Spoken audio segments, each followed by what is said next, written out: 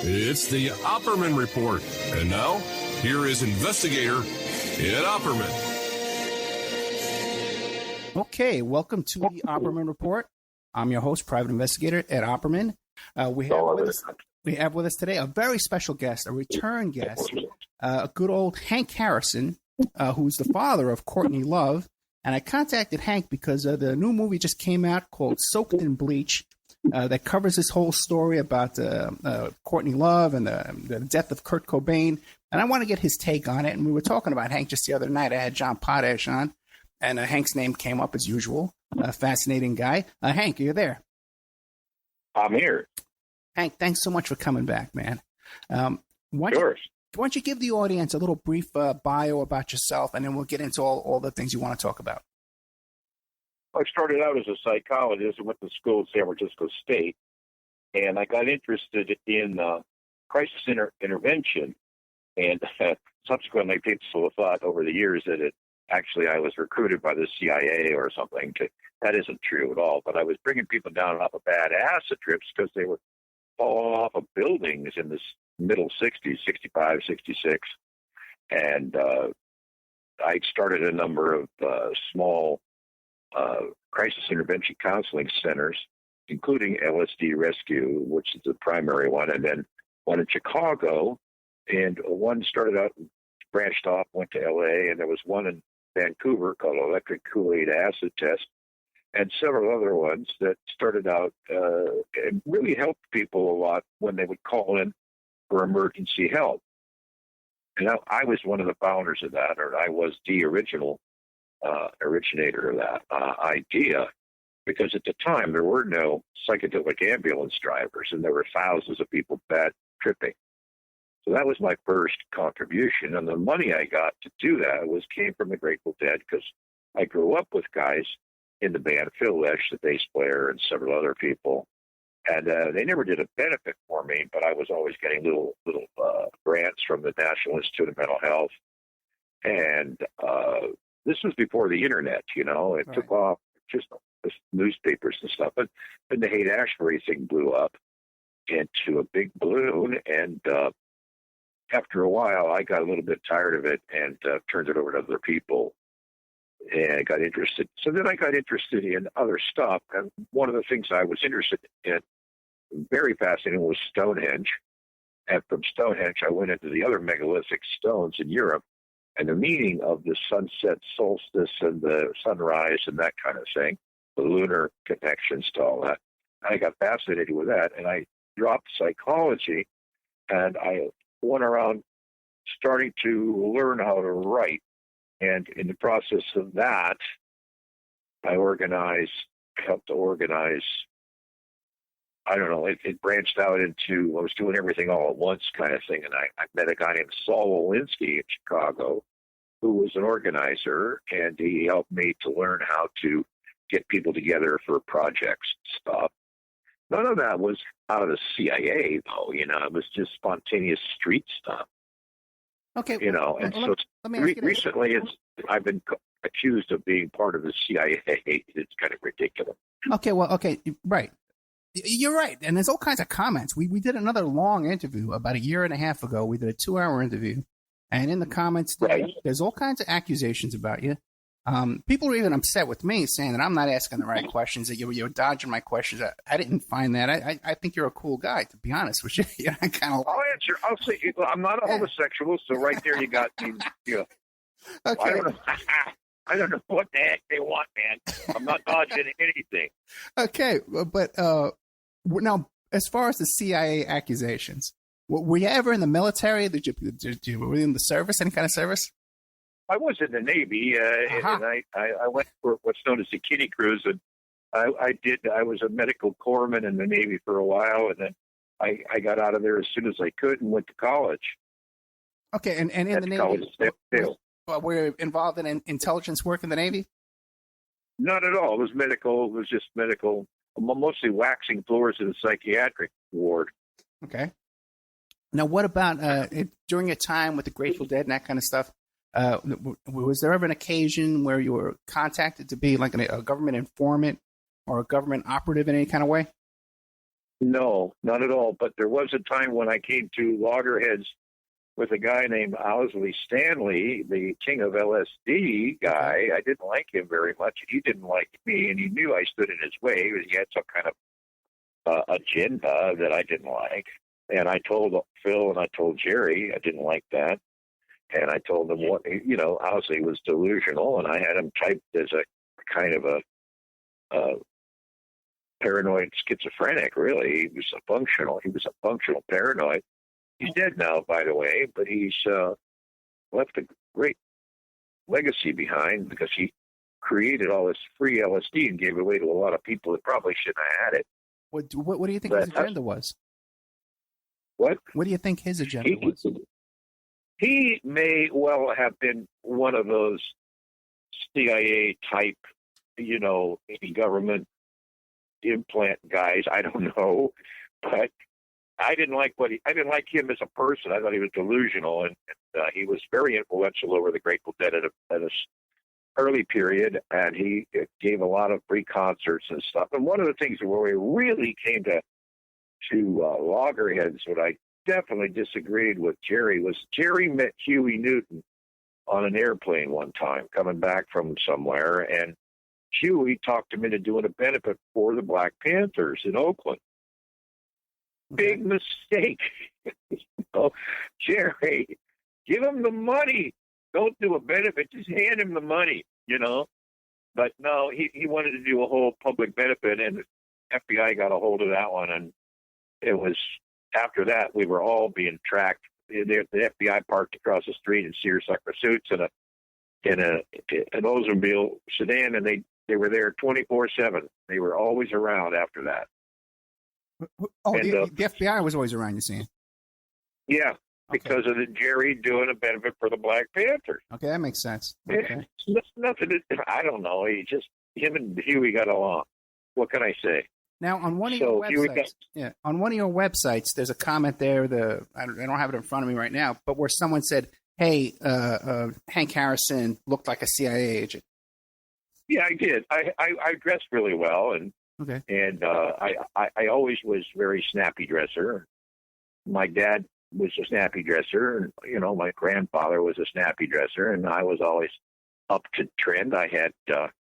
Luckily, I had enough money to buy Gucci loafers, and I had a seersucker suit, and a briefcase. I was a psychologist. I went to Stanford and San Francisco State, and I learned how to be a good psychologist, and I patterned myself after Dick Alpert before he became Baba Ram Das, Right. And I knew that I had to have a briefcase, and I had to go to school, and that's when I first met all those guys. So they thought I was some kind of a government, guy. Okay. I still laugh at it. I think it's hilarious. Well, a lot of people do think this about you, and a lot of people say that too, that you were Courtney Love's handler and all this kind of stuff. And great. I don't know, that's what they say. And there's a lot of comments in the last YouTube interview that we did together. Now you're saying that this guy David Icke or David Icke's the guy who has this theory about how the Queen of England is a reptile and from another planet. Yeah. Right. These alien agenda kind of thing. Yeah. And he thinks who would believe that crap? What? Who would even come here? Now, that's just complete shit. Well, watch your language. People believe it. Watch your language. But now the thing is you're saying that he personally wrote an article about you, accusing you of being a CIA agent? I read something that somebody on his staff or blog or something did say that, and I couldn't believe it because they never interviewed me, and they just sort of Sid Air admitted that, me and Courtney, we in fact, the truth is I had very little, after Courtney left me, I got her out of juvenile hall in, it was 1977 to 76 and 78. And then by 79, I was in Ireland. Courtney came to stay with me in Ireland. So that 4-year period there was when I was exposed to Courtney as an adult. Earlier than that, when she was a baby, of course, everybody said I gave her LSD, which I had to take a polygraph. And I passed a polygraph, and I have copies of the polygraph for anybody that wants to write me a letter and say, hey, send me a copy of the polygraph. I'll send you the copy, or you can get it online. that shows the actual polygraph examiner, a very nice guy, very straight guy. Now, that guy, the polygraph guy, he did work for the CIA for a while in the San Francisco Police Department and the government. His job was to screen people that were working for the Iraqi government to see if they were loyal to the American, that kind of thing. He went over there and did that. But it had no connection to me just because that was another client that he had. Okay. Nothing to do with me. Now, another question, too, is has Courtney ever come out publicly and said, hey, my dad never gave me LSD, or does she claim you gave her LSD? Oh, she thrives on that kind of crap. She wants to keep that alive because it gives her an excuse for being eccentric and weird. All right. Well, I can insert this. My involvement with David Icke. I saw some stuff printed on his website that I knew was incorrect. And several other people who were friends of mine and allies of the show, we contacted him and said, hey, we know for a fact this is what you're posting on here is false. And he continues to publish that information. So I could testify to that in court if I had to, that I showed him the evidence, that the people he's promoting are frauds. And so we'll just leave it at that. If it ever came to it, I could testify for Hank Harrison if I had to. Okay. If there's one thing I've learned over the years, it's the persistence of stupidity. Yeah. How persistent people can be with that kind of stuff. I mean, they just won't give up, Now, if you could come in my house and see the dirty clothes on the floor and how the dogs are playing in the backyard and that kind of stuff, and how we have a little teeny pool for the neighbor's kids, that kind of stuff, you would see that we were just normal bohemian, my wife has horses, right, type people, But you were neck deep in there with Owsley and the electric Kool-Aid acid test and all these kind of guys. Sure. And there are a lot of people putting forth the theory that these guys were some kind of government operation. What do you think about that theory? Well, I know Neil Cassie was never into that scene as far as the government goes. Okay. I know that I'm pretty sure that they were infiltrated. I can guarantee you that somewhere along the line, the Brotherhood of Light, the LSD Brotherhood, whatever you want to call it, those guys were infiltrated. I avoided them. But, to think that I personally had anything to do with that, God, no, man, that was boring for one thing. I mean, they all thought it was exciting and wonderful, and I always thought, Jesus, this is dumb. Because I had other things to do. I had, by that time, gotten bitten by the Stonehenge bug and was really on my way to figuring out what these stones really meant over in Ireland and Scotland and places like that. And I was fascinated by that to the point where I now have figured it out, but I got to get the books out before I kick the bucket, But what are you waiting for? Everybody, huh? What are you waiting for? Oh, well, for one thing, the books are finished. 2 of the books are finished, and I have another 2 or 3 to come out. But in the process of that, I stumbled across Glastonbury, and we got a friend of mine and I, a woman in Singapore who's a writer, discovered who's buried in King Arthur's grave. And so all this stuff is really more fascinating. I guess I'm more interested in solving it than writing. I write about it, and I love writing, but I don't give a shit if I get published or not anymore. It's at the point where the publishing game is so corrupt, and it's just I don't even care. I'm getting to the point where I'm 75 yesterday, and as talking to me, you could tell I'm not as senile, although I do occasionally slur my speech and stagger. They were stupid enough to give me a driver's license for 5 more years. That, I think, is a total triumph. We're going to put a bell around your neck, man. If I see you driving down the road, I'll head the other way. But let me ask I'm 75. Stay out of my way. Yeah, I definitely will. Let me ask, because I can imagine. I see where my father dressed. Let me ask you this, though. You can self-publish nowadays on CreateSpace, and the book will be up on Amazon in 24 hours. Yeah, I really am up on CreateSpace, and I have a friend named Eckhart Gerardes back in Chicago, and it's been begging me to use Create Space to put this stuff out. And I'm really, on the 22nd, which is a couple days from now, I'm going to, I'm having a meeting with some backers that are going to give me the minimum. The thing I don't want to do is get one of these lotteries going where people like you and give you money, and it's just, I just want to go ahead and get the book published. I have a distribution channel set up. I have had for years, and I own my own publishing company, ARKIVES, Archives Press. And anybody wants to go to my archives.com, ARKIVES.com, and you can see all the books that are out there.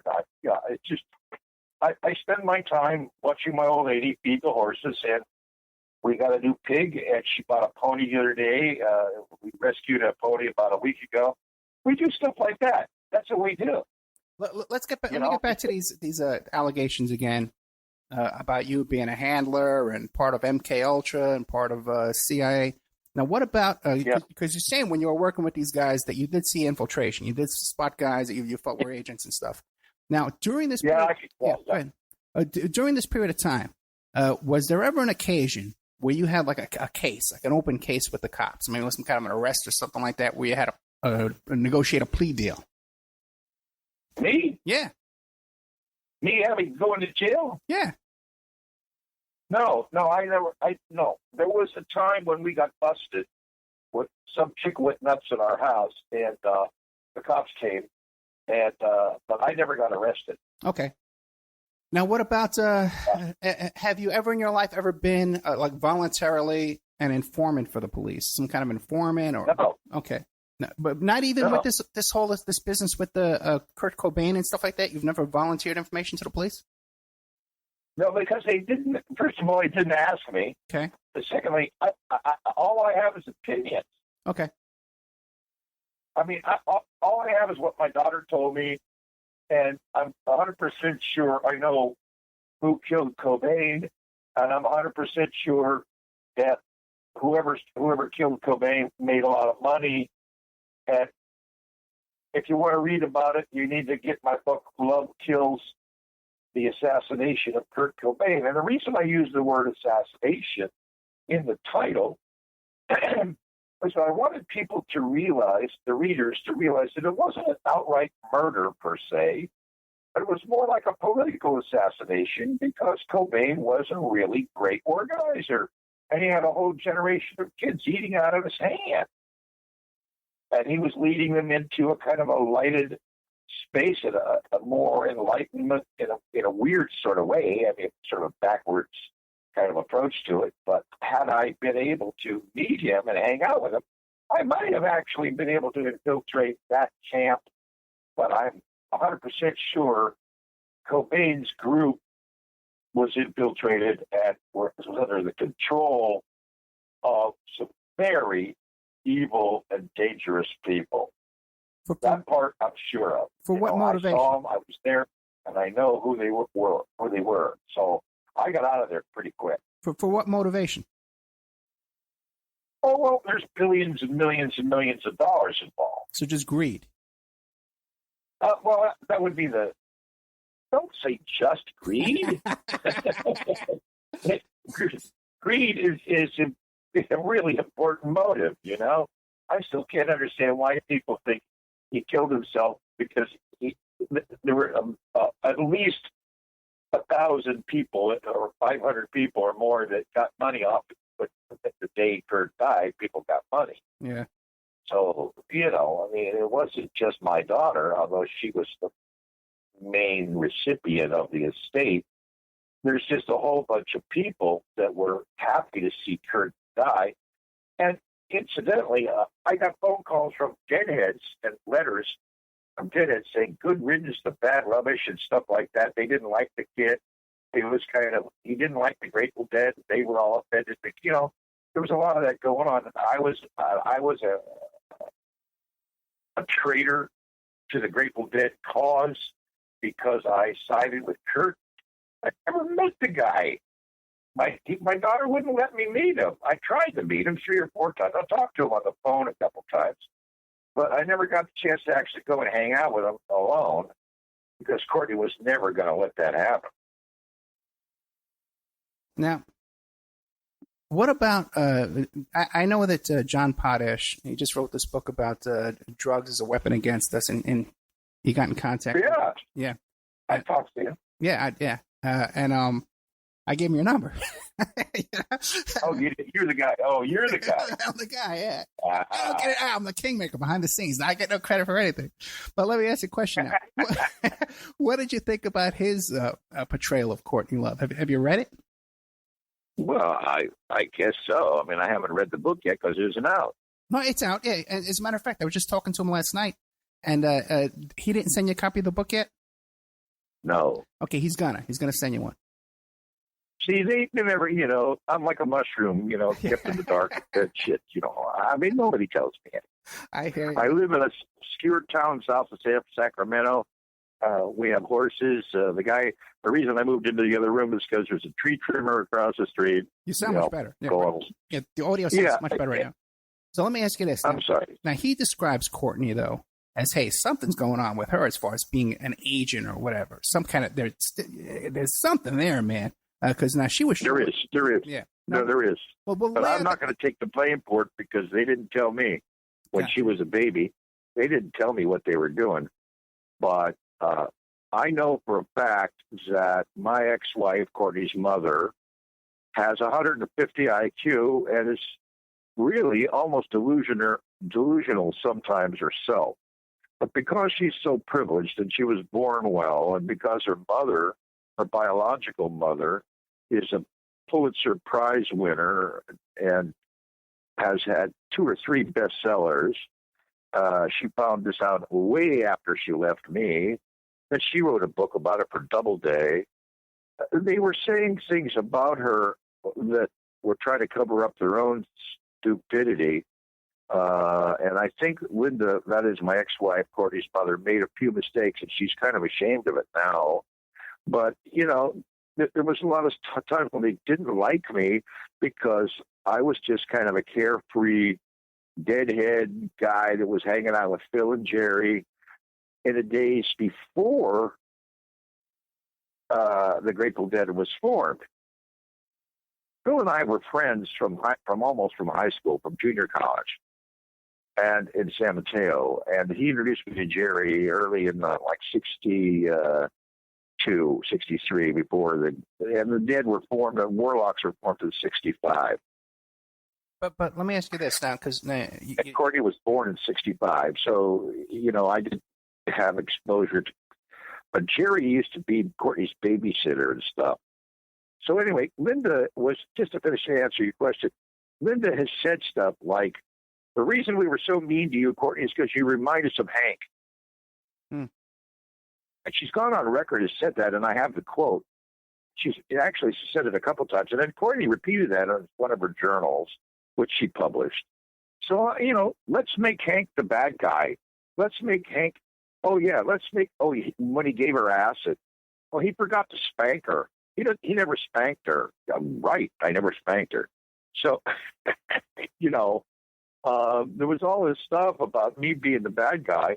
I was in a Zen monastery having a damn near close nervous breakdown at the time, down in Big Sur. I took 6 months off when Martin Luther King was assassinated, and I was living in Big Sur at the time and meditating, trying to get my head back together, And I finally came out of that, and then I decided I would go on this other path to study Stonehenge and the ancient civilizations. That's how I got off that. But now, while you've had some fascinating life, man. I tell you, you've met some incredible people. But now, when you describe, okay, well, I went off to study Stonehenge. How'd you finance that? What were you doing to fund yourself? Oh, well, a couple of things. I got a grant, and my dad gave me some money, and my family had some money, and I was able. It wasn't that expensive in those days, and I wrote a book called "The Drug HEAD, Head the Drug User in America," was the master's thesis. I turned it into a book, made a little money on that, but it went out to police departments. I think a lot of times people think that because my book appeared in a lot of police departments, I was somehow working for the cops or something. But none of that was true. I mean, I was buddies with Gene Schoenfeld, and I was buddies with Dick Alpert back in Joel Fort. And people like that were bringing people down off of bad acid trips. And I was always making a little bit of money, and I was working. So I was teaching school a little bit. So there was always enough money to save up. And I married a couple of rich girls, so I was able to get enough money to go to Europe, There you go. It wasn't that hard. Okay, let me It ask you wasn't that this. hard. Now, when you look at we would start discussing that something's going on with Courtney. She's somehow been handled throughout her life, and her mother's money came from Pulitzer and from Doubleday. That's suspicious money in my book. No, actually, yeah, that's true too. But no, that's her grandmother's money. Okay. Her mother's money came from Ferrari and Ricci opticians in San Francisco, and Milton Ferrari was the salesman, and Jack Ricci was the lens grinder, and they made money during the Second World War by doing all the glasses. They had a franchise to do most of the glasses for the GIs and the Navy guys that were being shipped out to the Pacific Theater. I mean, they went all over the Pacific Theater. They did lenses, and they had a big operation. And they took that money after the Second World War, and they invested it in a chain of optical dispensing stores called Ferrari and Ricci in San Francisco. And they bought Wooster Opticians on Union Square, too. You can check all this. Okay. And they put their money in stock, and one of the stocks they bought was Bosch and Lohm, and they bought stock in one of the satellites, first ComSat satellite stock. They bought gold bullion, they bought gold shares, and things like that. I know that they were living pretty high off the hog when Linda and I first met, and they invited me to come and join the I guess I made a big mistake. They wanted me to join the some of these men's clubs in San Francisco are pretty suspicious. I don't know what the hell is going on with those guys. I could have been a Shriner when I could have been, a Freemason. Yeah. I just rejected all that. I didn't want to do any of that stuff. My dad was a Freemason. So, yeah, I had the chance to do all that stuff, but I never did. I was invited to that too, yeah. So I know who I'm talking to now, and if I say anything more detailed, you're going to, somebody in your audience is going to come out and say, "Hey, man, you said he was," and I'm going, "Oh, wait, no, that's not. I didn't do any of that. I just had a chance to do it." I know you were a flying saucer guy. I know, And so I have to be very careful, man. I have a very mundane, very stupid life, and I pretty much had that to keep me calmed down because actually I've had a pretty exciting life, and I've met a lot of very exciting people, and I've been counseling a lot of it. One of my functions as a shrink was to counsel people, right? Yeah. So I'm not ethically allowed to say to you who I was counseling. Okay, I have those same limitations. Yeah, I'm a private investigator. I have those same limitations. I'm not allowed to discuss clients, or even if someone is a client or was a client. And there you go. And again, too, I was approached by both the Church of Scientology and the Freemasons to join both organizations way back 1989. Like 1989, around that time. At a very critical point in my life, too. When it was a low point in my life when they kind of sought me out and said, "Hey, come with us." And I turned it down as well. Yeah. Now, let me ask you a question. So that's why I'm saying to you, I'm glad we're having this clarification. Yeah. I'm glad we're having this conversation to clarify because I'm ethically bound to not divulge who I was helping counseling. But, I never did have an actual psychological license. I never passed the state of California test. But I think I'm still ethically bound to, because I did help people, and I helped a lot of people, And I brought a lot of people down off of bad acid trips, and I learned a lot about crisis intervention counseling. And I'll brag a little bit from the saying that I invented some crisis intervention techniques. But for me to come out and tell you who I actually was shrinking and who was my failures and who were my successes, all you got to do is look at the history of some of the rock bands in San Francisco. You can see where I came from, you know. So that's the end of that. I'm not going to talk about that anymore. Okay. But that's, you know, figure it out. Now, let's get back to anybody with a brain. That's it. Well, anybody with a brain, that rules out half my audience, okay? Yes, it is, man. Sorry. No, that's it. No, my audience is great. I have brilliant people, and I love them. Let me ask you this now, because we were getting into the whole thing about how Courtney does appear to be some kind of a operative. And someone that was picked very young, you know, and put through grooming and stuff like that, different cults. There's even some speculation. She was down there at the Presidio. I know she was at the Presidio Middle School because I know someone who saw her there. Now, there's some theory now that perhaps she was at the Presidio Daycare Center as well. I don't know, but I'm sure that they did stuff with her when I wasn't around because they didn't want to let me meet her, hang out with her anymore. And there was a certain kind of involvement with the Catholic Church too. I've always wondered about that myself, right? Because she would go out. See, what they would say was they didn't want me to visit with her anymore because every time I took her out for a visit, she'd want to stay with me and not come home. And so what they were saying was, oh, I must have given her some bad drugs or I must have shrunk her head or done something. The truth is it was the other way around. I think that once they moved to Oregon and took off and they disappeared and I couldn't find out where they were. They moved up to Oregon, I found out later. She was known to have had all kinds of wacky practices with all kinds of strange inner circle, I call est holes, and that Eckhart seminars, training groups, and spring something, and several other people. And there was one called Reparenting where they were actually doing primal scream therapy and walking on coals and tarot readings and all kinds of stuff like that Courtney was telling me about. I don't think she was making it up.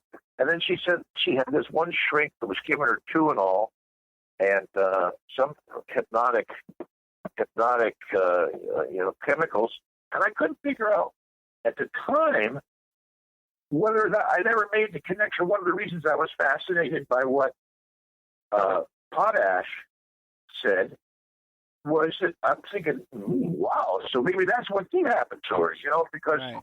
I personally don't have no direct knowledge that but they wouldn't be telling me. You understand? They wouldn't be telling me. I'd be the first person to complain if I found out my daughter was being her head was being shrunk by or brainwashed by some of these wacky cults that I knew that were crazy at the time. And so it did. I hate to be not paranoid. I know a lot of your people in your audience love being paranoid, but I don't want to embellish it. On the other hand, I don't want to deny it completely because there's always that sort of lingering doubt in my mind that Linda had made some mistakes. I doubt that Linda actually she was a very loving person.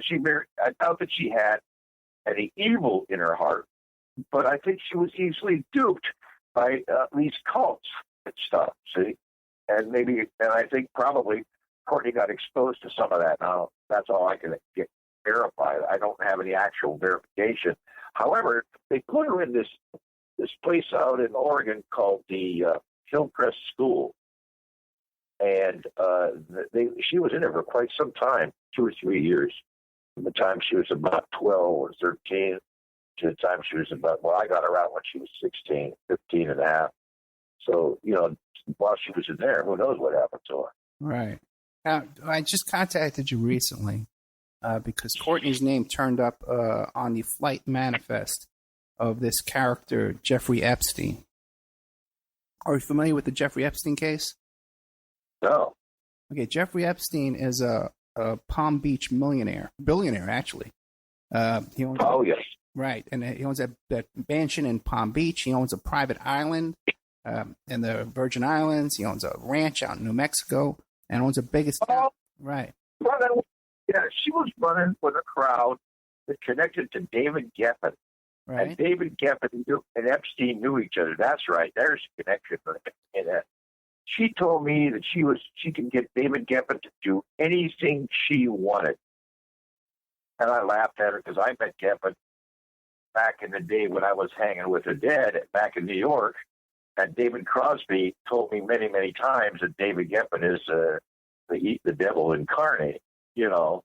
And I said, why do you say that, David? And then I met David Geffen once or twice at the Navarro Hotel in New York. And Geffen was having a temper tantrum. And then I found out later that he was well known for having temper tantrums. And he was kicking some guy out of his room because he was a half an hour, stayed over too late. And, you know, just small things, but he would go nuts. And then years and years and years later, I found out he was hanging out with Yoko Ono and John Lennon, and then Lennon died too. So there's always connect. I mean, you can make any connection you want. But I never liked Geffen, and I thought Geffen was a very dangerous character.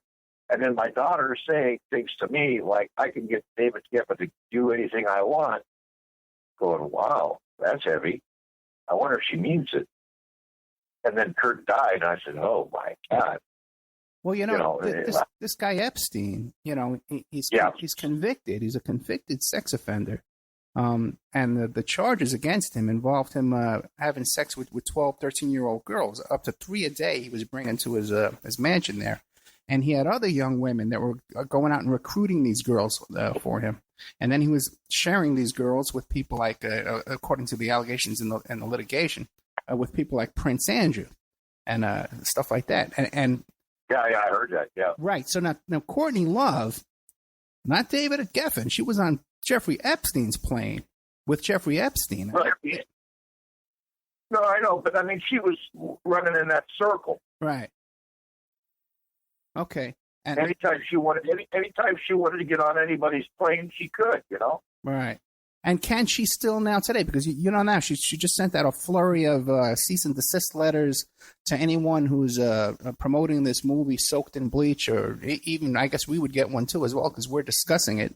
Anybody like any 50-year-old whore, she probably lost a little bit of her glitter in the underground sex scene, but she's well known from back in the day. Now, I have a connection that I do know is 100% solid. I'm not sure I should mention it on your show, but it's a major electronics corporation founder who was also in the government, who had a list, and Courtney had a madam guru girlfriend who was the head of his list. And so I know for a fact that Courtney was getting jobs and was doing hooking and seducing and setting up parties and stuff for these people down in Silicon Valley, Sunnyvale, and places like that. I didn't know about Florida, but I'm sure that they're all connected if you should think about it for a while. Yeah, but you've heard other stories of Courtney Love being involved with underage girls as well? Oh, absolutely. Oh, no, absolutely. Sure, buddies of hers that were, yeah. Okay. But now absolutely. How can it be? She does get busted for little stuff, little drug, tantrums and stuff like that. But how is it she's able to get away with all this? Oh, man. That's a big question. Courtney has the ability to convince people of almost anything. And you got to hang out with her for a while to find out what her head, let me just give it to you this way. If you believe in DNA, and you can hear my voice, you can tell I'm pretty intelligent, but her mother was much more intelligent than me. Her grandmother was much more intelligent than me. My only contribution was I have photographic memory, so I know how she thinks. I'm 100% sure she inherited some of that from me because when she was little, we used to play little memory games, and she was like, whoa, way ahead of me. So when she was 6, 7, 8, 9, and 10 in that range growing up, I didn't get to see her very much. But I knew I had total exposure to her until she was 5, and then after she was 15 till she was about 18. So I did, people say you didn't know her, she denies she knew me, but the truth is I was her guardian and I have paper proof of the state of Oregon that she was in my custody as her last guardian before she became emancipated. What year did she become emancipated? Trust me, I know who she is, and I know how it's very, very difficult for the average intelligent person to grasp how freaking brilliant she is. The woman is totally freaking brilliant. I'm proud of her. People say, why aren't you proud of your daughter? I'm proud of her. She's very brilliant, and she's done a lot of brilliant things, but she got off the track. Had they let me raise her, she would have been screwed up, but not the way she is now. I hear you, man. Because my kid's turning out great. So, my daughter's 15 now. But let me ask you a question now. How old was she when she became emancipated? That would have been 78. So she would have been 16. Okay. Or 17. And the other question is, now at the age of 15, though, she was already pretty messed up on drugs. Well, she was hanging in Oregon, in the streets of Portland she hated pot. She wouldn't smoke pot because it made her fat. Okay. She told me that many times. And she hated it, but she loved heroin because it made her skinny and it killed her appetite. So she got into heroin fairly early on. I'm going to say 83 with some friends of hers. She was totally turned on by Elizabeth, a woman named Elizabeth, who's an artist. And that's what you got to read my book, because I have a chapter on how art gets made. And some of our friends from L7, the lesbian grip band, that's an all-girl band called L7, and those kind of people. And that's who she was hanging out with and doing smack with. And she got into heroin, but I'm not sure it was. She was hanging out at a place in San Francisco called the Mabuhay Gardens, and Jello Biafra and the Dead Kennedys were very popular in those days. And she was hanging out at a place called the Hams Bats, B-A-T-S. The Bats was an abandoned Hams brewery up on the hills in San Francisco overlooking the bay, which actually had people living there that were punk rock squatters and stuff up there. And she hung out with them. And that's where she was getting stoned to start off with, not me. And I used to have to go and rescue her and drive her home from places that she went to. But she also had girlfriends who she was hanging out with, which are really rich girls from the society of San Francisco. But she started heroin at 15 years old? I think so, yeah. Oh, boy. Yeah, I tell you, what a curse. What a curse. She was smoking at 10 or 11. Oh, my God. She started smoking. Her mother smoked. Her grandfather, adopted grandfather, Jack Reese, smoked a blue smoke on her when she was an infant. Really? So that's what I really hold a grudge on those people for turning around and smoking cigarettes, because as far as I'm concerned, cigarettes are a gateway drug. Yeah. Well, now let me ask you this. Now, the movie Soaked in Bleach, have you seen it? Yeah. Okay, you have. What do you think? Oh, it's really well done, and I'm glad that Tom finally got his day in court, because I think people were trying to put Tom down ad hominem, personally attacking Tom. And Tom doesn't like me very much, but I applaud him for all the work he's done, and he deserves to get a movie. Yeah. I just watched the movie this morning. A couple of things struck me, because you know me, I'm suspicious of everything, right? You know, Tom had to have gotten a big chunk of money for this work and this investigation that he did for Courtney Love. Do you have any idea how much he charged her?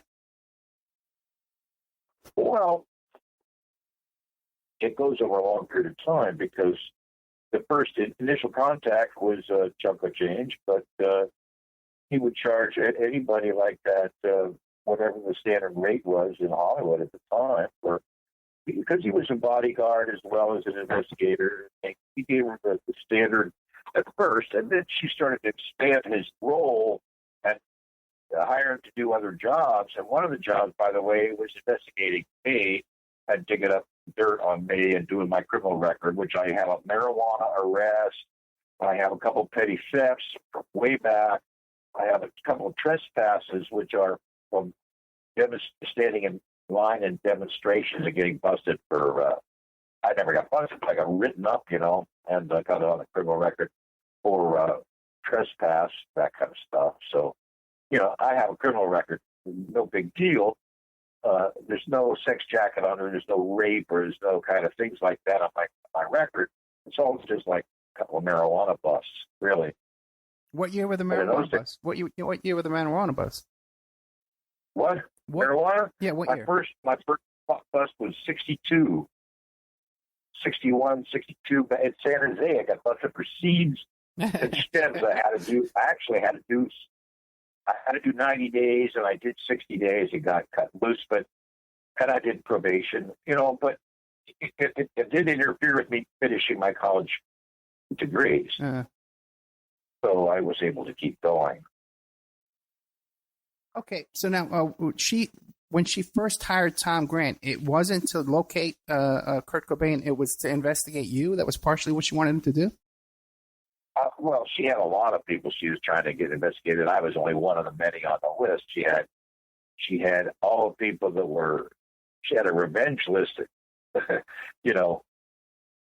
of several people, including Chris Novoselic, who was in Nirvana, and the various people around town up in Seattle. And she also had lists of people in L.A. she wanted Tom to look into. And then she had jobs that she wanted Tom to do, including tap phones and listen in on people's conversations to get dirt on them so that she could say for example, she caught me in a conversation with a guy where she thought I said that I was something that would have made me look like I was anti-Semitic. Right. And I'm not anti-Semitic. I'm a Kabbalist. I've been studying Judaism for as long as I've studied any religion. And I have no hatred, in fact, nothing but great respect and love for especially the Jewish people that helped me personally by the droves. And the old friends of mine that I grew up with were Jewish. And anybody that says I'm an anti-Semite is an idiot. So that was out of the question. And I finally proved that, too. I almost had to take a lie detector test over everything that she tried to get against me. But no, she never. I'm not Simon Pure, but I'm not some kind of bad guy either. Right. She was just looking for anything she could do to get rid of me because she knew that I knew what was really going on in her background. She didn't want that leaked out. It's the stuff that she wanted to investigate is the very stuff we're talking about right now on this radio station. So she was having you investigated before Kurt died. Oh yeah. By Tom Grant. No, not by Tom Grant. It was after she found Tom Grant when Kurt disappeared. Right. And then after he died, there was a big lull in the fighting. And she wanted to keep Tom close at hand, so she hired him to keep an eye on him. And she gave him jobs to do. And one of the jobs he did was investigate me. Gotcha. Okay, she was trying to keep him busy. She wanted to keep him on a payroll. She wanted to keep him distracted from Kurt stuff. Now, I listened to – there was a lot of the tape-recorded conversations between Tom and Courtney in the movie Soaked in Bleach. Now, when you hear that, she sounds to me not like some kind of a – she sounds like a greedy person. That's a self-centered person who's totally out for her own good. And her motivation. Go ahead. Well, she's narcissistic, borderline personality. So then how does that jive with these other theories about how she's giving away free LSD and traveling with 10,000 hits of LSD and some other kind of motivation behind her activities? First of all, you're comparing apples and oranges. Okay.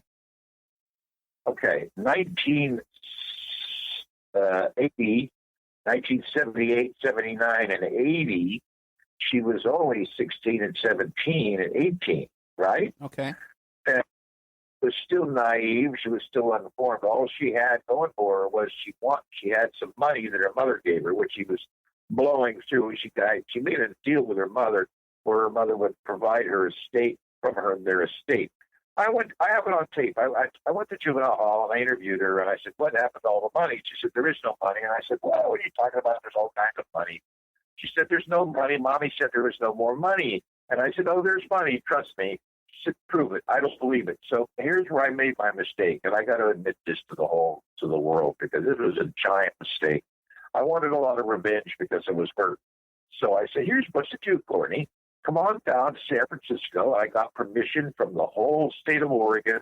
I got her on an airplane, private plane, flew her down to San Francisco, let her go, and I took her over to about a month before I got her back to come down to visit me. I ran into an old deadhead friend of mine who happens to be, just coincidentally, one of Linda's estate coordinators at the Wells Fargo Bank in San Francisco, standing in an ice cream line in San Francisco.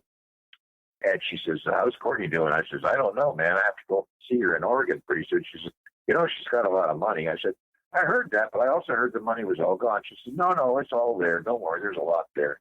And I said, "Well, I was told she didn't have any money anymore." "So she's got a lot." So I said, "Well, would you be willing to meet with Courtney if I brought her down?" She said, "Sure." So I took her to Wells Fargo after I got her down in San Francisco, and I trotted her in there. And here's where I made my mistake, because she went in and she had a half an hour to an hour meeting with this woman. And when she came out of there, her eyes were the size of watermelons. And she said, "Holy cow, I am rich, huh?" Wow. And I said, "Yeah, you are." And Linda had been lying to her the whole time. And apparently this woman, I have her name written down. I don't want to divulge it, but this woman had showed her point after point, stock after stock, how much was in there. The last I heard, this was 1976, that the money was originally invested in 1965 or before, was in the $3.2 million range. Now, if you add that up and extrapolate that for modern, adjustments, you're looking at 7, 10, 12 million, who knows? Right. So it was Bosch and Lone stock, gold stock, and satellite, com satellite stock, and ComSat, and things like that. She had real estate in Oregon, which I didn't know about. I found out about. She had real estate from her mother. That's Courtney's adopted grandmother. Courtney's adoptive grandfather still had estates in San Francisco, apartments. So they had all kinds of money stashed to avoid probate and all that kind of stuff. And one of the reasons it was in Courtney's name was so they could avoid probate and a Ferrari and Risi fortune. So then, of course, when Mr. Ferrari died, all that money went to the corporate partnership, and Jack Risi, who was Milton Ferrari's partner, got all of Milton Ferrari's money that was left over in the corporation too, because that's how partnerships work, corporate partnerships. So he got that, and that was all nothing. Some of that was still in Courtney's name. So what she did was she immediately went back up to Oregon and disappeared for about 3 or 4 months, and I didn't hear from her again for a while. When she came back, she had all this money. Apparently, she and Linda had come to some kind of accord where Linda she went and got emancipated, and then Linda gave her a certain amount of money every month or every 6 months or something like that. And Courtney signed a deal and made a deal, so she was giving him a little estate. Now, it wasn't anything like the big money that she probably should have got, because she was too stupid. She wanted money right now.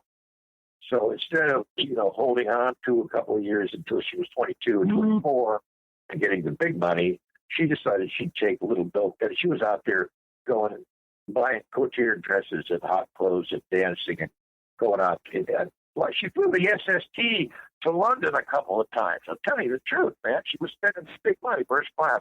At 16 years old. She'd come back broke, and she'd give all her clothes away that she just bought and to all of her girlfriends. And so, it was sort of like hitting the lottery twice a year for her. So this is one of my mistakes, because after that I had no control over her. I had no way of finding her, no way of she'd show up when she wanted to, and she'd call me when she wanted to. She'd write me a letter telling me what she was doing once in a while. I became a totally tertiary character in her life. But when was the big fallout where you guys started hating each other? Well, that was after Kurt died. After the death. We had gotten back together. Well, I told her, first of all, I kicked her out in '84. I said, if you're doing heroin, you can't do it here. If you're bringing boyfriends in to turn tricks, or you can't do it here. And there's this woman named Kat Jelen, who's one of the leads of a group called Babes in Toyland, who was living with us at the time. And I had an absolute respect for Kat. That she was helping. There's this big controversy in the public eye about who invented the baby doll look. You know what I'm talking about? Yeah. There was this kind of fashion look called the baby doll look, or the Kinder whore look. It was about like a corollary to grunge. It was like a female grunge look.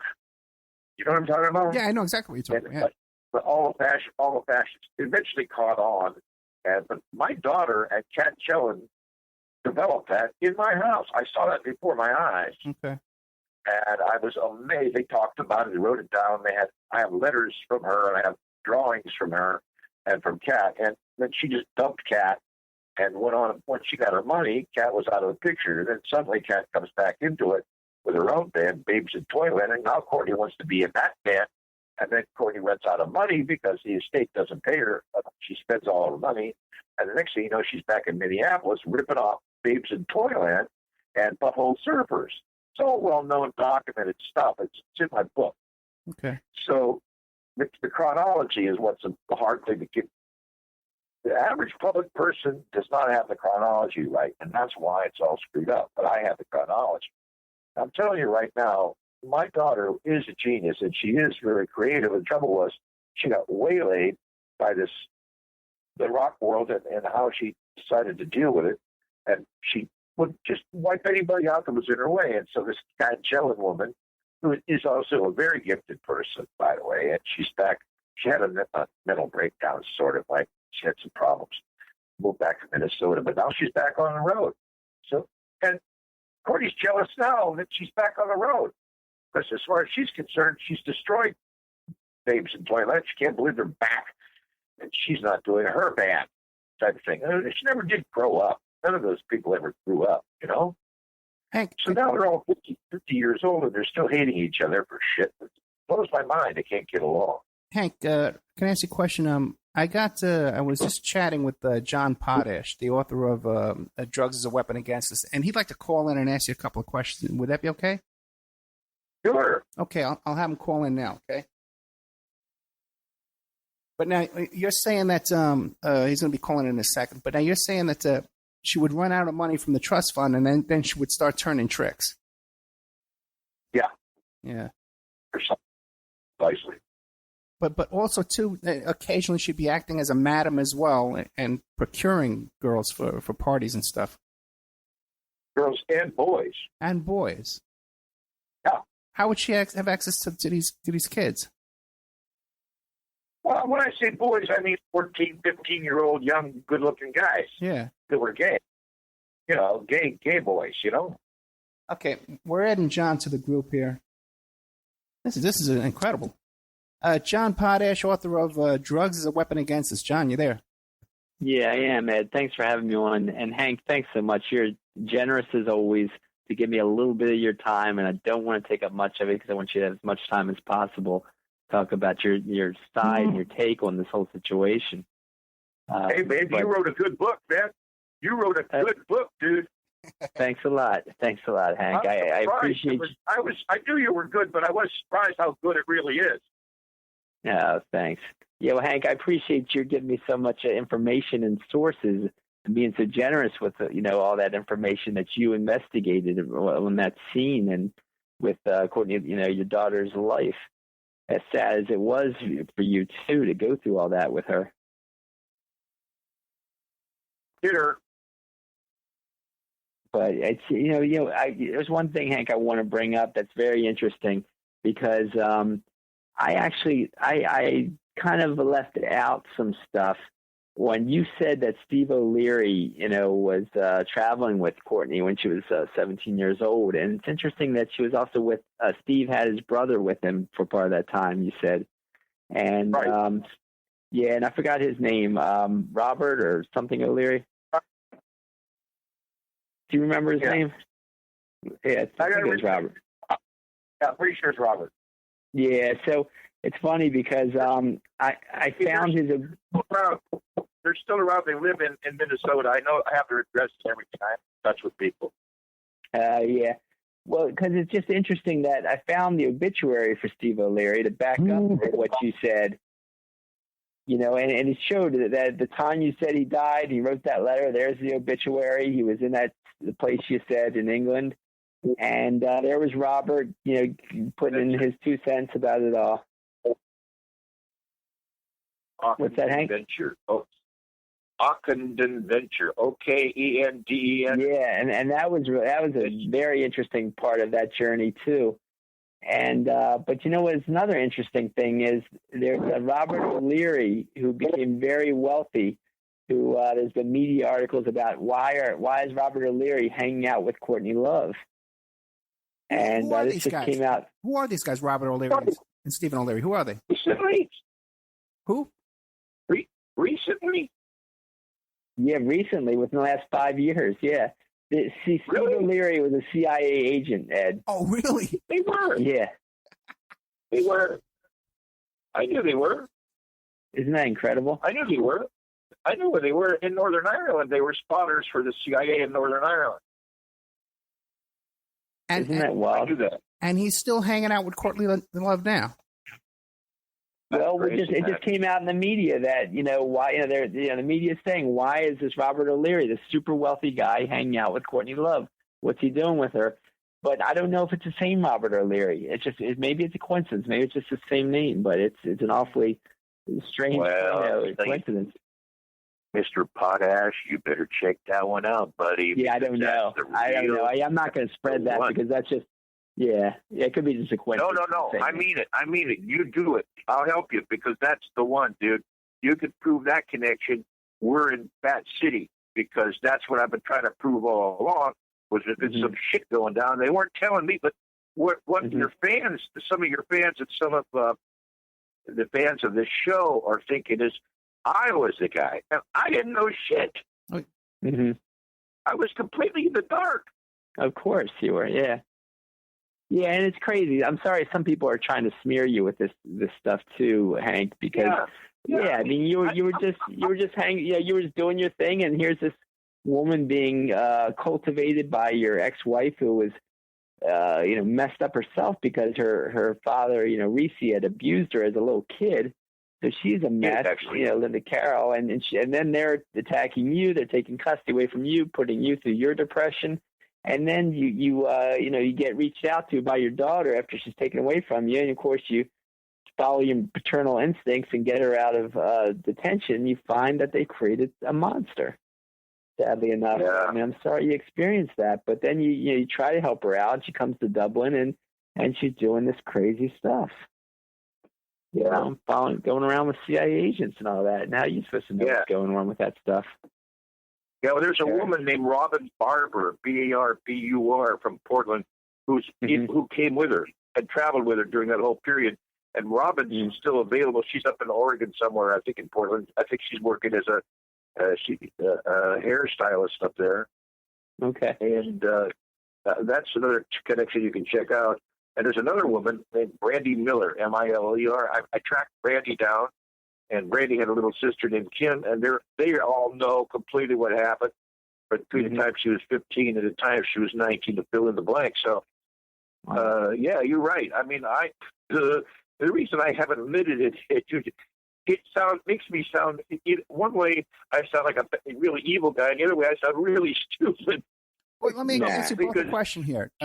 How old was she? They duped the brightest people in our generation. They duped John Lennon. They duped Jimi Hendrix. They duped all the best and brightest of our generation. They've got vast networks. So to say you were duped too is nothing. Is no serious criticism at all. Wait, but my question We've all is, been duped, Wait, my question is, Courtney Love. Wait, Hank, hold on. Courtney Love in Dublin was how old? She was 16. She was 17, right, Hank? Yeah, 17, just going on 18, right? And how old was the CIA agent? Oh, an adult. Well, Steve Leary, who died of a strange pancreatic explosion in his chair in his living room in Minnesota. I don't know. He was a deadhead. He was probably. He was your age, Hank. No. Much younger than me. You're much younger than you. I'm 75. I'm 75 years old yesterday, dude. Everyone's younger than you.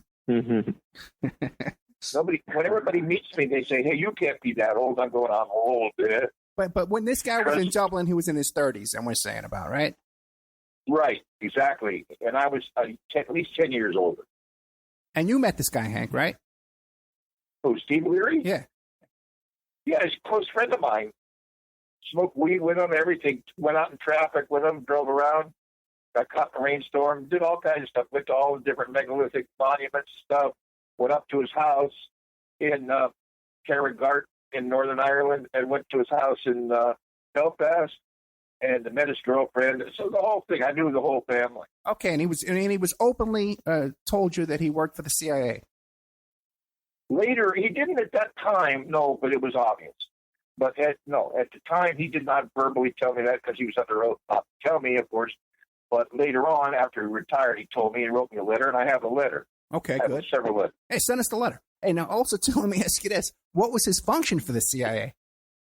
Well, he was a spotter. He was a station observer. He was out there planting trees. There was a couple covers they gave me. He went back for a couple of different trips. And one of the reasons he was there was to plant trees and set up a youth group and run the youth, youth authority type of thing. So they would have billiard tables and swimming pools and things like that, On the other hand, he was busy reporting back to Dublin, to the American Embassy in Dublin.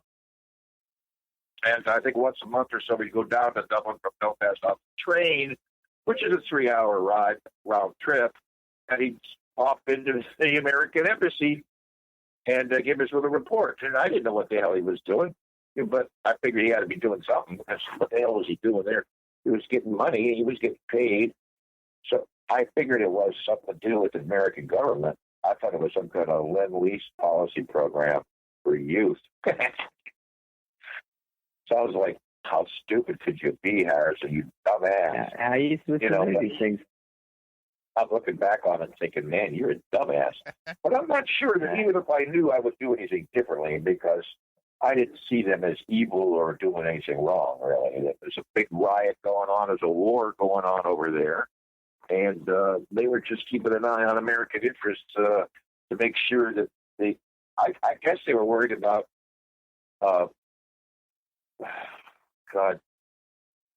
Cuban or communist Chinese infiltration or something like that. But Hank, how did you know about his brother? How did you know? Was Robert CIA too?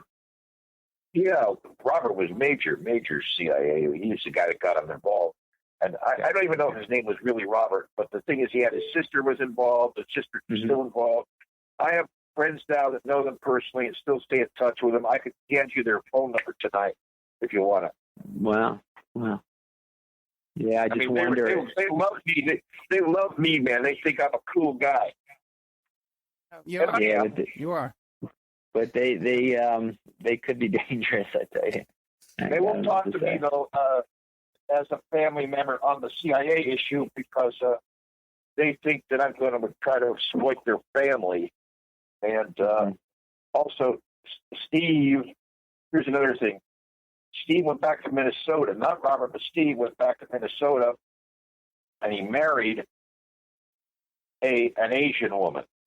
Mm-hmm. So that was very, very peculiar. Mm-hmm. And she was very eager to get her hands on Steve's money. And then there was some kind of weird deal where he had a pancreatic attack, or pancreatic cancer, and died. Yeah, a really sudden attack. Yeah. And after that, they didn't talk about it. I went to the funeral. I sent a letter to the family in the funeral that he had. And I've got it all written down, and I've got it on file. So if you guys want to see all that material, more than likely. I didn't know you knew about that. No, I got it. I got it wrong about Robert. It's Kevin O'Leary is the name I got. Kevin. Kevin's his name, and that's what I saw in the obituary. I saw Kevin, and that's what I saw I'm looking on TMZ, and it says Courtney Love hooks a shark, date or deal with Kevin O'Leary, and they covered them hanging out, enjoying dinner together. Wow. At TMZ. And so Kevin's his name, right? A lot. Kevin and Courtney. That explains a lot, man. And he looks the age you're talking about. Wait till my wife hears that. She'll love that. What does it explain, Hank? Huh? What does it explain? Oh, it makes sense. Now it all sort of falls into places how they all got buddies because Courtney went on. What happened was when Courtney wanted to, I was still trying to look out for Courtney, even though I still saw her as kind of naive. And so Steve had a girlfriend and Kevin wasn't there. So I sent Steve along and I said, hey, Steve, keep an eye on Courtney, will you, while you're on the road? So I didn't know they were going to go to Icke Adventure, but they went on the ferry to Liverpool, and they went from Liverpool down to Surrey and London, and they wound up at this place called Icke Adventure, which was definite CIA front house. Absolutely. For Vietnam refugees from the, yeah. Yeah, that was one of the things. And Polish and Vietnamese, and during the Gdansk times, and Vietnamese too. Mm-hmm. Mm-hmm. And my wife and I cooked like 127 quiche Lorraine for them at their house. And we fed all these Vietnamese refugees and stuff. It was a very interesting experience. We stayed there after we went down there. We stayed there for about a week. We got an eyeful. We really got an eyeful. Oh, they don't want us around anymore, man. And they kept getting these phone calls, get rid of Hank and Trina, get rid of Hank and Trina, man. They're not supposed to be there. So we had to they elbowed us out, But we got to see a lot while we were still there. Yeah, it's a weird coincidence that Mark David Chapman was brought to a Vietnamese refugee camp in the United States before he ended up, killing John Lennon. And so it's just a weird coincidence. That's all I can say. Well, handlers. Since I have you guys on the phone, I got to ask you this question. In all of your research, have you run across any connection between Versace's killer and any of that? I haven't done any research on that. I know nothing. I have not. Only what you told me, Hank. Only what you man. Because she was there, Courtney, at the mansion. Courtney was stealing robes and clothes from Versace. She knew Gianni. And she said, "Hey, Gianni, let me have a couple of dresses and stuff." He said, "Oh, sure. Here's the key." And they let her go to the mansion. He was down having coffee, reading the paper while she went over there. He thought she was going to take a couple of dresses and maybe a pair of shoes out of his special closet that he had, whatever. Turns out she rented a truck. I'm sorry, she cleaned that out, man. I said, "That's my girl." Okay, real quick, before we get to Versace. Now, me and Hank were talking about Courtney Love. We were talking about the Epstein case, and then we were talking about Courtney Love turning tricks. And Hank was telling me that Courtney was even responsible for being like a madam and procuring escorts for parties and even underage prostitutes for parties, is what Hank is saying tonight. Now, what did you come up with on that kind of stuff there today, John? Any questions on that area? I never heard. Hank, you didn't tell me that part of things, but she was just so out there that I can believe it. I hear you. I know. I mean, I can believe it. She was just so out there that I can totally believe it. And it's always the unbelievable thing is it's always even sicker than we can even describe. And then we even know. Tell you what, off the air, I'll give you the names and you can double check on it because the names are. I've got them disguised as Frenchie and Mike. Marcellet, but their real names are something else. But anyway, you can call me and I'll give you the information. And the reason I'm giving you this information now is because I've been looking for them for the last couple of weeks or a month, trying to track down Frenchie and Mike, and they're gone as far as my skills are concerned. So I can't find them anymore, but I knew where she was. The answer to the madam situation isn't so much that Courtney herself did the recruiting, but that she knew this Frenchie chick who definitely had the access to the recruiting. If we heard these names, would we recognize the names? I doubt it, because it was really underground. We'd recognize the customer's name. Hank, how did you know that Courtney was tricking for David Packard? Well, that's the Frenchie Marcellet connection again. Yeah, so you like it. Well, how did you find that out? I never understood how you exactly found that out. See, what happened was when we went to Ireland, I came back from Ireland. I had to have a place to live because my apartment was given away and I lost my car and I was broke. So I went and crashed at Frenchie's house. And I forgot that Frenchie was, I thought she was retired, but it turns out she was still active. And she had a nice house, and she charged me rent, and I was able to pay a little bit of rent. So I got the basement. And by the way, she used to have a S&M place, and she got me. Show me that. I had a buddy who was a cop who was working for her as a bodyguard at one time. And so I made that because I used to teach criminology at San Jose State. And I have it all. I could prove it all. I've got it all written down. It's so freaking fantastic. I had to keep it all. I didn't even know it was that crazy until I started realizing this stuff was all connected. So then I started writing it all down. It's too incredible to believe. But this guy, Tom, not Tom Grant, but another Tom, he's dead now. He died of AIDS, by the way. He took me under his wing, and we were going to write a book together. And then that didn't work out. But he introduced me. I said, listen, I need a place to stay for a couple of weeks until I get back on my feet coming back. I was in Europe for 2.5 years. And it was in 82. I came back from Europe, and Courtney was still over there. And I came back, and he said, oh, yeah, you can stay with Frenchie. So I went and made friends with Frenchie and Mike. And they were nice to me. They put me up in their house, and they paid me, and I paid rent. And I got to see all the people that were coming through the house. Man, I'd be sitting there in the living room, and here they'd come. And they were coming to go, I got to go now, Hank. I got to go now.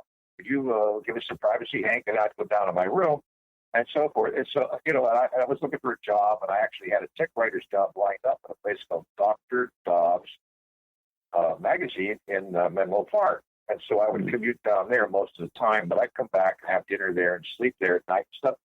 And it went on for a while. It was later January. I didn't leave until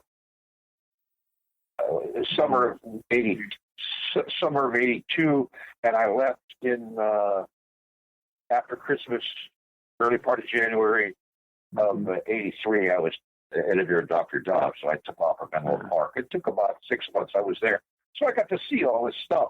Plus, because I'm a no good son of a bitch, I was in there when they weren't around, going through their cabinets. And, man, I got pictures. I got films to prove it. I got an 8mm video to prove it. I got stuff you can't believe, man.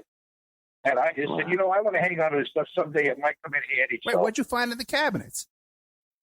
Oh, you name it, dude. I mean, list of names and notebooks and journals and old magazines. And Mike, the husband, was a notorious paranoid anti-government guy, and he had all these magazines, and they also had all these books called How to Do Dirty Tricks, How to Take Revenge on People that have hurt you, Don't Get Mad, Get Even, those kind of books, Anarchist Cookbook, all that stuff. That stacks and stacks of that stuff. How to Disappear. But Hank, you thought that Frenchie Marson might have been, I know she's got a different name, but Frenchie might have been Courtney Love's handler for a number of years? Well, what had to have happened after 82, because I left. Okay. And I think she was handling her to, I don't think as a CIA agent necessarily, but who knows? Just a madam, as a madam, yes. as doing the madam thing and getting tricks for her and turning around to Japanese Yakuza. That's for sure. I know that because I met those guys. Well, they were creepy. They were creepy dudes. They had the tattoos and everything. So Courtney Love, when she was in Japan, hooked up with the Yakuza? Yeah, of course. For what purpose? What I'm was not she kidding. No, but what was she doing? Kidding. I know, I believe you, man. But, what was she doing with them? Well, she was fucking them, I guess. I don't know. Okay. She was working. She was working in. She was working in nightclubs. She told me she was working in nightclubs. Okay, listen. It's really important that we watch our language because I want to play this. I want to be able to play this.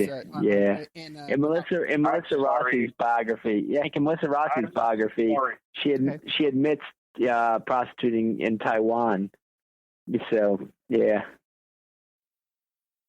So there's backing for what you're saying, with other biographies, like more mainstream biographies saying she admitted, prostituting in Taiwan. So she got around. It's crazy. What I got out of your book was these generals in Alaska. I didn't know anything about that. I knew she went to the pipeline because she was having affairs with guys on the pipe, truck drivers and stuff, but I didn't know they were generals or anything. I didn't have that. That's what she told James Moreland and was reprinted in, this guy's Halpern and Wallace's book about, what she told James Moreland and what James Moreland, her first husband, told her. James himself has got a tendency to be a slight embellisher when it comes to that stuff, but also Courtney would naturally embellish stuff to James because. It was along the lines that he was freaked out by it. He wasn't saying to like brag or embellish. He was saying because he was freaked out by it because he thought he'd married a radical leftist feminist. And it turns out, he says, he married a right-wing Phyllis Diller, and he was scared for his life. I love it because it's probably true. Yeah, it's crazy stuff. But, yeah, she threatened to kill him and have his kneecaps, have somebody break his kneecaps. Hey, let me ask you a question. Now, with all these threats that she's always throwing around, has anybody ever gotten their kneecaps broken? Yeah, Moreland said that she had people come and beat him up when he didn't follow through on something she told him to do.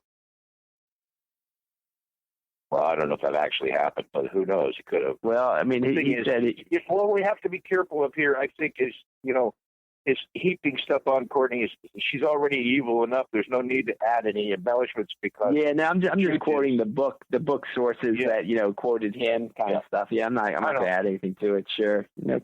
I hear you about that. Though. The thing is, it has a tendency to break down the credibility of some of the other and the veracity of some of the other comments that I've made because nobody freaking believes me anyway, man. I mean, nobody believes that any of this is even possible. If you think you're seeing flying saucers, this is science fiction, man. And yet, I know for a fact it happened. Thanks so much. I got to go to my job now, but I really appreciate your help with this case. And I'm doing counseling. I got a private office at night, so I got to run to that. Oh, okay. Well, I don't. There's not much money in writing. It's counseling pays the bills, not the writing. Not anymore. Right. Yeah. Right. Thank you, John Potash, author of Drugs as a Weapon. Drugs used as a weapon. Drugs as weapons against us. Yeah. Thanks, Ed. We're going to get together sometime, man. Let's get together. Yeah, Hank. So I'm going to give you a call, Hank, when I'm out there for sure. Okay. You're in San Fran or Seattle? I forget. Sacramento. Yeah. I still got all your information, so I'll definitely give you a ring when I'm coming out that way. Okay. Okay, buddy. I look forward to it. Take care, you guys. Okay, bye-bye. John. Thank you so much. Hey, you're welcome. I tell you what, Hank. Why don't we take a quick little commercial break, okay, for like 4 minutes, and then we'll come back and we'll wrap up. You tell us whatever you want to leave us with, and we'll go with that, okay? Okay, buddy. Thank you, man. Okay, now I'm going to play this little commercial break, but if we talk over the commercials, the audience can hear us talking. So it's about 4 minutes. I'll let you know when it's over, okay? Okay. Thank you, sir. Well, welcome back to the Opperman Report. I'm your host, private investigator Ed Opperman. The show is brought to you by Audible.com. You go to Audible. You got to go, Hank? Yeah, I'm here. Okay. The show is brought to you by audible.com. You go to audibletrial.com/Opperman Report. Get yourself a free audio book. And this is one of our shows that we're doing in the members section only that will be broadcast later on. So if you're hearing this on the radio, this was originally recorded about 30 days ago then this is the kind of stuff that we have in our members section. Really riveting content that you're not going to find anywhere else. That's guaranteed. And you go to OppermanReport.com and you sign up for the members section. It's really cheap. Helps support the show and helps us do these extra shows. And the extra shows that we do for you during the week, spontaneous shows we do Saturday night, Sunday night, stuff like that. We are here today with Hank Harrison, the father of Courtney Love. He's given us some really startling information here that we've discussed. Originally, we were going to talk about the soaked in bleach, but we've gotten into some really fascinating stuff. Hank, I would say that the headline for the show to take away from this would be Courtney's connection to the CIA guy in Dublin, wouldn't you? Well, it's news to me, and that's because I was there when it happened, and I was too stupid to see it happening. So, yeah, it's got to be true. But has it ever been reported in the press before? No, they fooled me. Gotcha.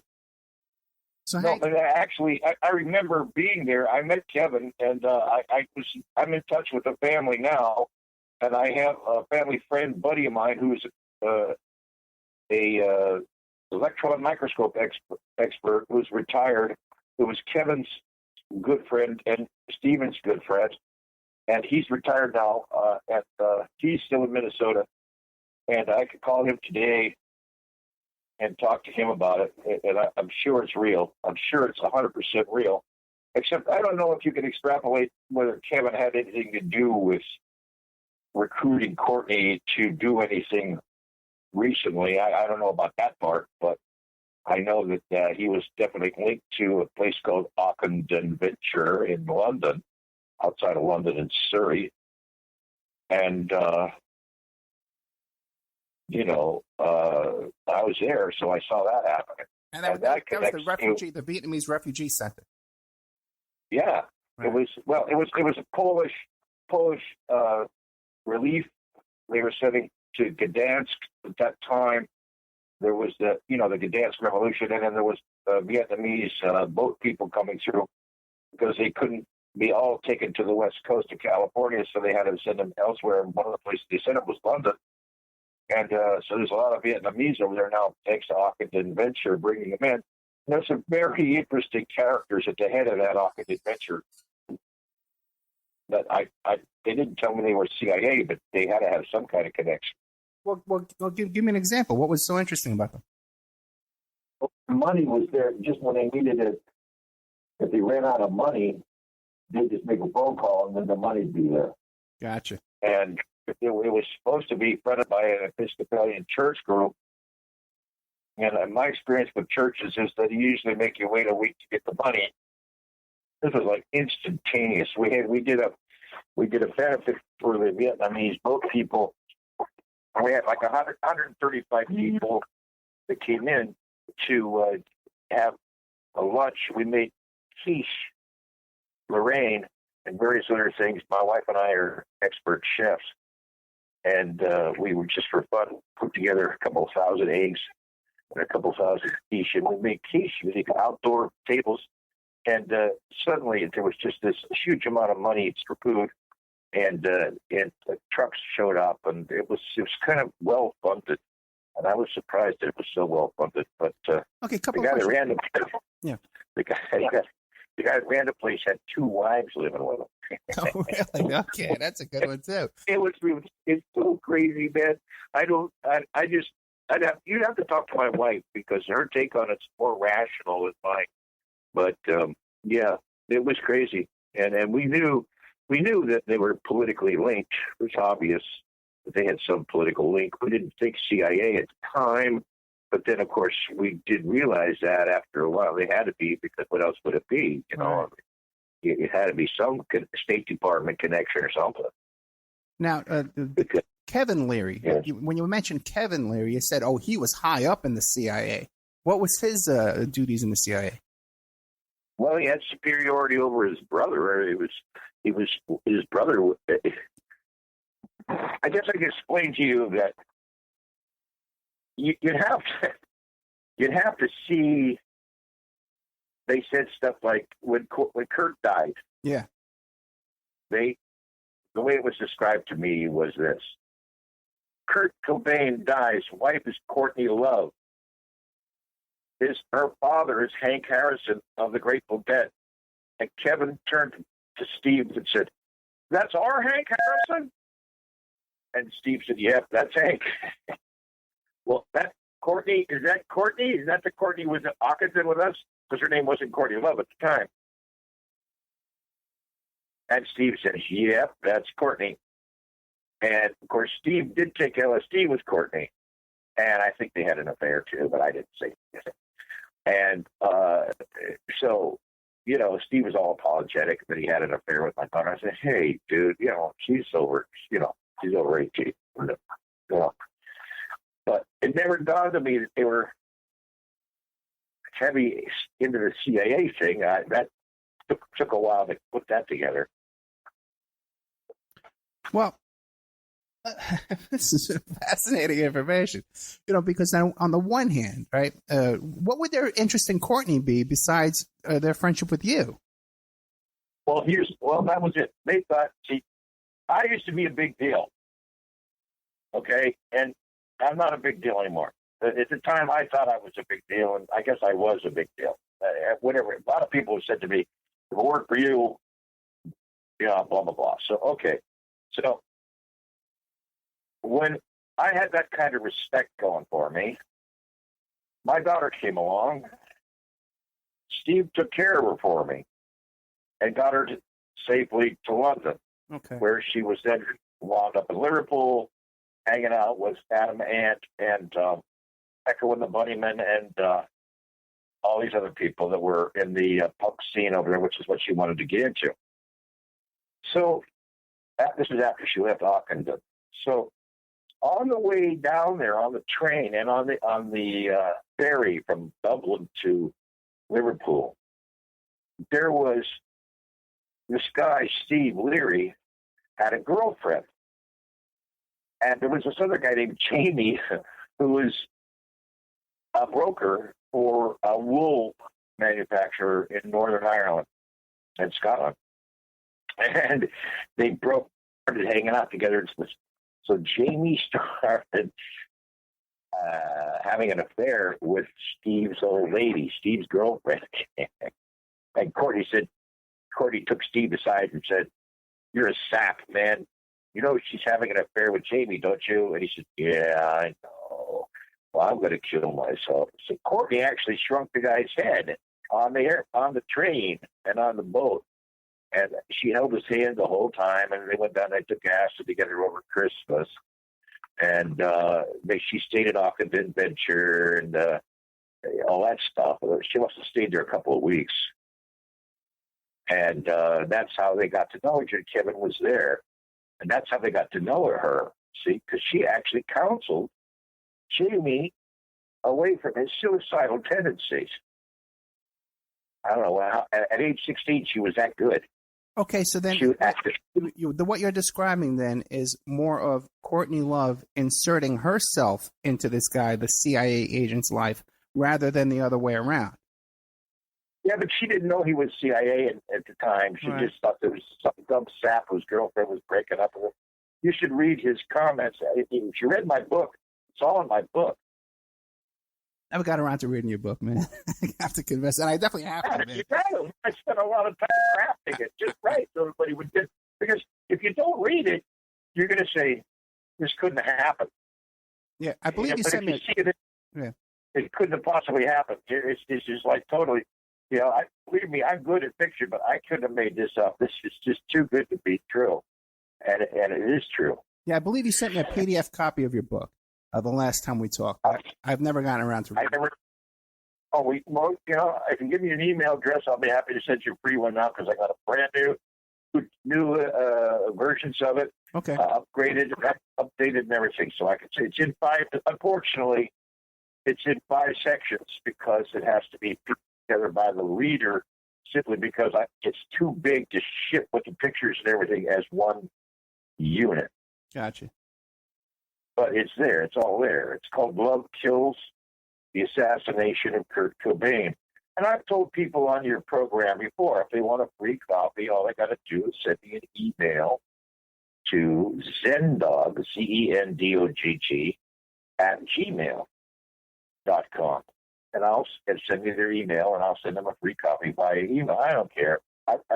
If it does ever go to publication, it'll sell thousands of copies anyway, and I'll make my money back. So I'm not really worried about it. Maybe we can do something where we can meet up in person there at your horse farm, and we could videotape an interview, and then we could put that out on Amazon. I think we'd sell a couple thousand copies of that as well. We can split the money. But let me ask you this. Yeah, sure. Because I think this stuff is important information. Let me ask you this. Because the original purpose of this interview, before we got into all this incredible information, was this movie Soaked in Bleach. Now, you mentioned that Tom Grant doesn't like you, okay? Right. Such a likable guy. What's your problem with Tom He Grant? is. No, you are. You're a likable guy. What's your problem? What's his problem with the Hank Harrison? Oh, well, look, here's the thing. If I say anything, I'm damned if I'm do and I'm damned if I don't, because if I say anything to answer your question, it's going to be considered as me bad rapping Tom. And the last thing I want to do is bad rap Tom, because he's the guy that's going to pull the trigger on getting the whole thing started with the case history and all that stuff, right? Yeah. So I don't want to say anything negative, but I got a feeling I see down the road a piece, I can see an obstruction on the tracks. And one of those obstructions is that at some stage or another, somebody's going to accuse Tom of being right-wing. Really, really right-wing, man. Because he knows that I'm Grateful Dead people, Yeah. And he knows who I am. He's checked me out. He knows what I do. And I am the real guy. And if you check me out, that's me. I'm the guy. I hung out with David Crosby. I hung out with Bill Lesh. I hung out with Jerry Garcia. Jerry Garcia is my worst failure as an anti-heroin abuse guy. I tried to get him to quit heroin. He wouldn't do it. I have pals. And along the line, I managed to make some mistakes, and I made some successes, okay? Tom has checked out my record thoroughly all the way back, and, man, Tom doesn't like what he read or what he found. The reason is because, don't forget, Tom was Paula Jones' bodyguard during the Clinton second election, right? Yeah. Remember when they were saying Paula Jones, that Clinton raped Paula Jones and all that stuff? Yeah, Paula Jones is a friend of mine. I'm doing an interview with Paula Jones coming up. Well, ask her what she thinks of Tom Grant, man, because Tom was her bodyguard. Oh, okay, I will. Yeah. Okay, very good. I'm not lying. No, I don't think you're lying. I would never accuse you of lying. If I'm lying, I'm dying. Yeah. So here's this guy that has extreme right-wing views. Gotcha. He's a little bit left of the Koch brothers, but not much. Yeah. Or maybe even right. Who knows? I mean, he's probably mellowed out over the years, but he took one look at me and said, "Oh, this guy's way on the wrong side of the political spectrum," and he doesn't like my attitude towards organizations and where I can come from. I'm not a communist, but I'm certainly an old liberal radical guy, and I've stuck to that, over the years. And I voted for Hillary, and I'll vote for Hillary. I mean, I voted for Obama, and I'll vote for Hillary. That's where I'm coming from. I'm not apologizing for it, but Tom apparently finds that to be odious and difficult to deal with. So that's the way it goes. So I try not to offend him. The guy's built like a left tackle on a football team anyway. He's really a nice guy, but he's a healthy guy. He's got a right to do this. He landed into a pile of crap when he met Courtney in the first place, but now that and by the way, she used him. Yeah. And I think Tom knows that everybody knows that he was kind of duped. He's not stupid, but he just got cleverly duped by a very clever person. And I think he's trying to get back even in his own head about what happened, and he's got the facts to prove it. So why shouldn't he? I'm all for him. that's why I'm not saying anything bad about Soaked in Bleach, because it's a pretty good movie. And it's funny because I didn't have the material. Tom wants to keep that whole case strictly on his material. Mm. Here's the problem. I'm guaranteeing you, and this is the blockade down the road, down the tracks. She will never be brought to justice on Tom Grant's material alone. Then what additional material is there out there that you think would stuff we've been talking about? Okay. He doesn't like me to bring up anything because he says, well, I should be defending her. And I'm a father. I should defend her. And that's what all the Soaked in Bleach people, and he's got thousands of people working for him now that come out and say stuff. Hank, if I had a kid, I'd be supporting love my child unconditionally. Well, what? She just killed the most important poet of the 21st century, for Christ's sake. And you think, I'm not going to support her. That's crazy. But I'm a hippie, right? What do they know? I'm a beatnik. What do they know? I'm not coming from the unconditional love world. I don't believe in unconditional love. And so my whole theory about why I'm doing this thing about Courtney is because she attacked me first. I'm giving her a spanking, one big giant cosmic spanking. And she deserves it and she needs it. She should have never gone over the line. Because she didn't need to kill Kurt. She didn't need to do what she did. She had all the talent in the world. She had all the money in the world. She didn't need to do this, but she got greedy and she went over the line, and that's where she made her big mistake. In addition to the immorality of murder, per se. And, so she got screwed up. And I'm sorry. And people say, well, you're throwing her to the wolves. Don't worry, man. The wolves always get fed by somebody. The jackals always eat in the long run. I didn't have to throw her to anybody or to anything to get her. She's already stumbled on her own, fallen on her own petard, on her own sword several times. She's made so many mistakes, and she's confessed so many times. If you just read the material, you can see that she's just confessing like crazy, and nobody really has the brain power to bring her down, because nobody can believe she's that smart. Hey, I got one more question for you before I forget. Are you familiar with the name Sam Lufty? No. Because he was Britney Spears' manager, and she lived with him, and he was... Oh, right. I heard him. Yeah, and he was pretty much right there on the scene the whole time. Britney Spears was having her meltdown, her breakdown, and he was the guy there who was controlling Britney Spears at the time. Now, he's hooked up with Courtney Love recently. What do you know about that? Anything? No. Hey, but listen. Yeah. Hollywood's loaded with people that are willing to come along and hook up with all these, right. power. It's just Sam is only one example. But yeah, I mean, I heard that they let people get access to certain records of David Geffen's material in order to try to get him busted for stuff he did, and it didn't go very far. Trying to get David Geffen busted? Yeah. Busted for what? For income tax fraud, all kinds of stuff like that. And he didn't go very far. I mean, Hollywood is like a big, giant castle with a big, multiple alligators around it, Because she had several top advisors, including Rosemary Carroll as her lawyer, who was also Kurt's lawyer. And now Rosemary's suffering some very bad guilt feelings, I hear. And then Dave Grohl wrote a song about her. Anyway, this is all dribbling on. The point is, somewhere down the road, Tom, I'm glad Tom's successful, and I hope he does do some good with this.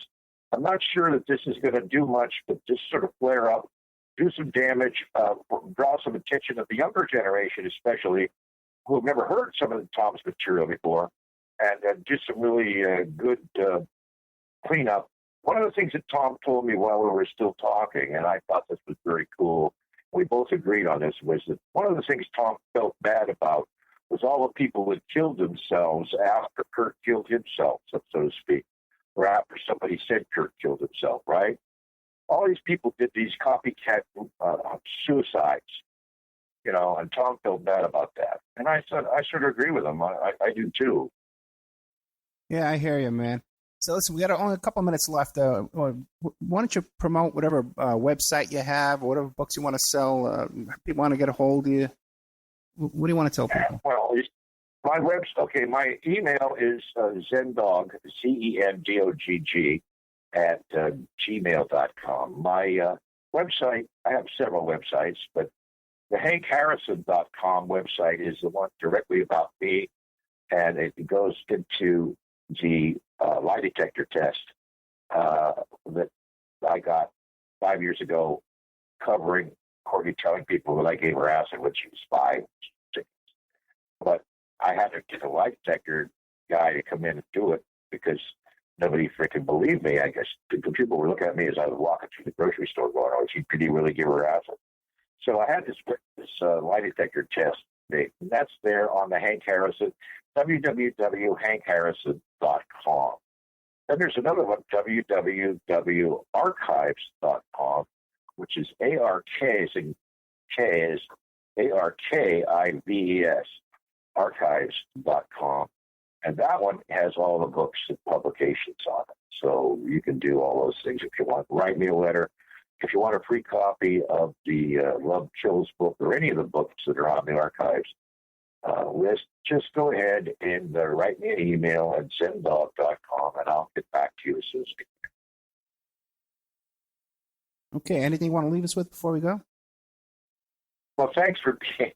The funny thing about you is that you're so cool. What you're doing is like unbelievable, stuff. And you're digging up stuff that anybody else will handle. And I'm so pleased that you're doing the research and the work you're doing. I hope that you keep going and you can break even at least. Yeah, good luck on that one. That's a good one, Hank. Now, I've had financially, we're under attack, that's for sure. But I would like you said, how your wife can fill in a lot of these gaps. Let's get down there with a video camera, and sit down and. Well, Trina's been on the whole ride. Yeah. And we'll get it all documented, and we'll get it up on Amazon. We'll try to make some money. I was at work, and Courtney came home completely stoned one day, and Trina had to sit her down and jam Valium down her throat until she calmed down. Man, she had to sit on her chest, and Trina knows the whole story all the way back. Gotcha. Okay, we're here today with Hank Harrison. My friend, thank you so much. Okay, so anything comes up, any new news, just shoot me an email, and we'll get you right back on. Oh, okay, brother. Did I lose you? Okay, that was Hank Harrison, father of Courtney Love. We were discussing the book